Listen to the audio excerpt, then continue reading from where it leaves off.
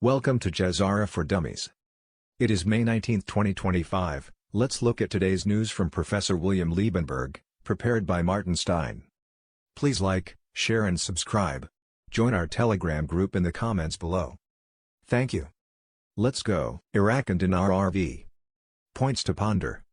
Tariff reduction stabilizes oil markets, boosting Iraq's dinar revaluation prospects. Increased oil export revenue from Kurdistan strengthens the dinar's economic backing. Resumed Kurdish oil flows enhance Iraq's foreign currency reserves significantly.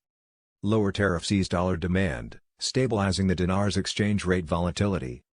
Enhanced trade with China in yuan supports the dinar's international credibility. Kurdistan's oil export revenue reduces Iraq's reliance on dollar transactions. Stable oil prices, post-tariff deal, bolster the dinar's purchasing power and confidence. Iraq's central bank leverages export gains for dinar valuation reform. Reduced trade tensions encourage investment, strengthening the dinar's economic foundation. Kurdish oil resumption aligns with dinar revamp to curb depreciation. The Kurdistan region of Iraq has significant oil reserves and production. The Kurdistan region holds an estimated 45 billion barrels of oil reserves, making it a significant player in the Iraqi oil industry, and Dinar RV influencer.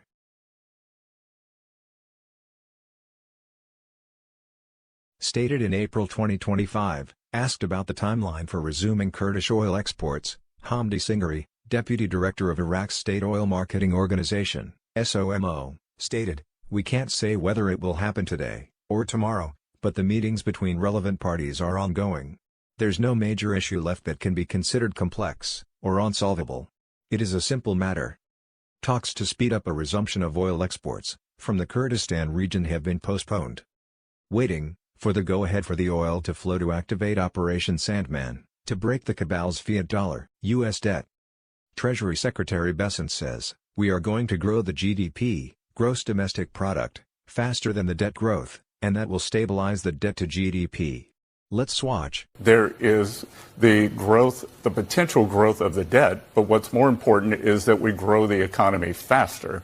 So what we've seen under the past 4 years, and what we inherited, I inherited 6.7% deficit to GDP, which was the highest deficit when we were not at war, not in a recession. So we've been trying to bring down the spending, and we are going to grow the revenue side. So we are going to grow the GDP faster than the debt grows, and that will stabilize the debt to GDP, which even Secretary Yellen and I agree is the most important number. The GESARA Law.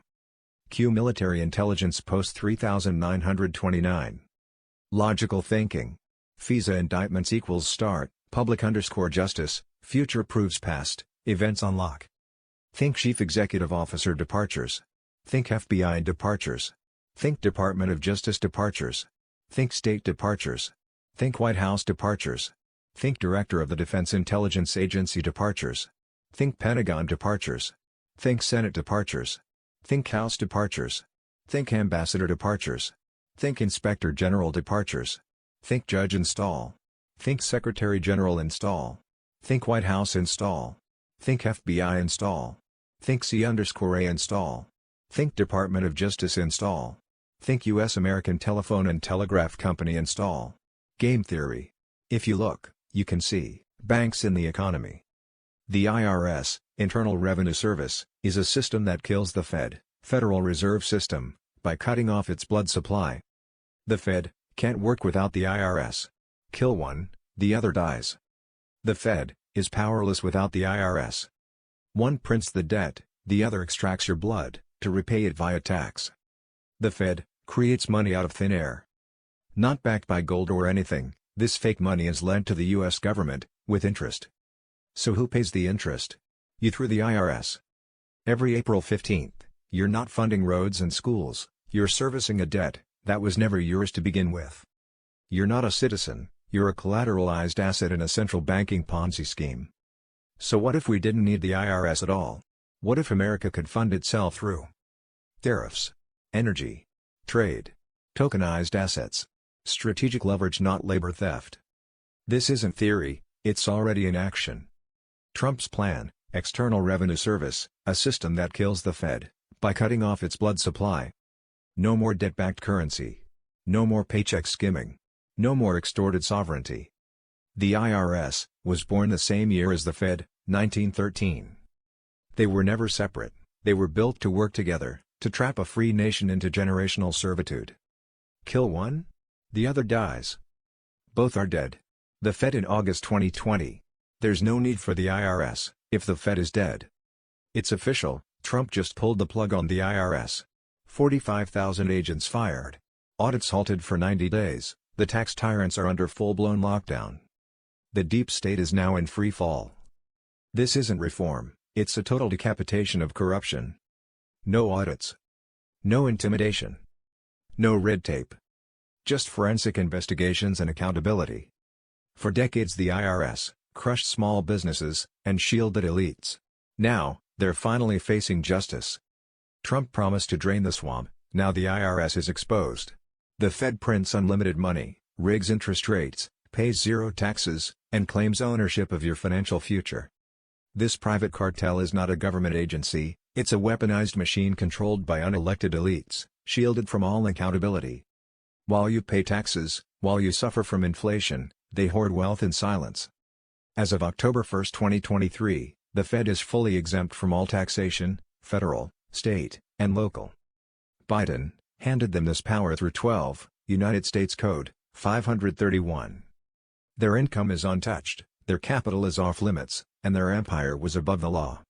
This is not just corruption, it's financial warfare against the American people. The Fed is a rogue cartel. It manipulates interest rates, it triggers recessions for profit while you lose your home. They cash in on your misery.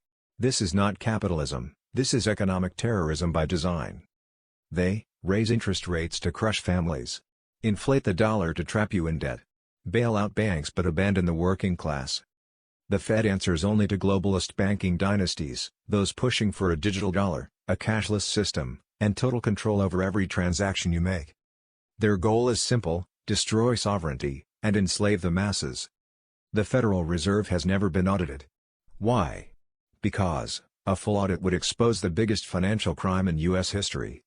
Every secret bailout, every backroom deal, every dollar printed and funneled into globalist hands. It's not a system of prosperity. It's a system of control. Trump will end this. He declared war on the deep state. Now he is declaring war on their financial arm. 1. Full audit of the Fed, no exceptions. 2. End their tax-exempt status. 3. Ban unlimited money printing. 4. Restore sound, honest monetary policy. 5. Return control of U.S. currency to the people. 6. Audit the Fed. Arrest the bankers. Seize back control. Down the IRS, and it takes all global revenue services with it. Payment systems. Remember, when Elon Musk said, Bitcoin is almost as bullshit as fiat money. XRP is superior.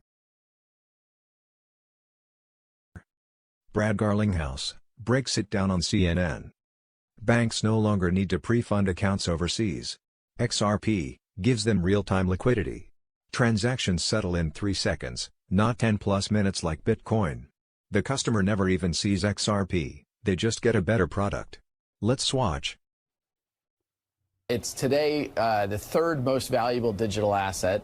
And what we do is we take a transaction between banks, and instead of having a bank pre-fund an account at the other bank, which is how correspondent banking works today. The Bank of Brad in dollars would pre-fund to the Bank of Julia, perhaps in pounds, and then I would debit and credit that. But that means I have to pre-fund and have dormant capital sitting at that other bank. What we allow banks to do, we allow payment providers to do, is to tap into the liquidity of XRP liquidity. So today there's lots of liquidity between XRP and US dollar, there's lots of liquidity between XRP and British pound, and you could tap into that to move value in real time, in seconds. And even compared to Bitcoin, which takes up to 12 minutes to complete one transaction, XRP is extremely fast at about 3 seconds per transaction. That has meant XRP is extremely scalable in contrast to how Bitcoin works. The consumer itself doesn't actually see that it's flowing through XRP to solve the problem. What the consumer sees is simply a better product at a better price. And so we're seeing more momentum than we've ever had around using XRP to move this liquidity around the world. And so we couldn't really be happier about how that has played out in a world where there's still a lot, I think, of FUD, a lot of uncertainty, a lot of doubt about what's going on in crypto. This is a real use case solving a real problem for real. XRP is bigger and better than Bitcoin, with most utility in the future. Currency wars. Why is the Fed quietly buying billions in bonds and hoping nobody notices? The U.S. Federal Reserve just pulled off something stealthy. Over 4 days last week, without fanfare, the Fed vacuumed up $43.6 billion in U.S. Treasuries. That's $8.8 billion in long-dated 30-year bonds on May 8 alone, plus another $34.8 billion earlier in the week.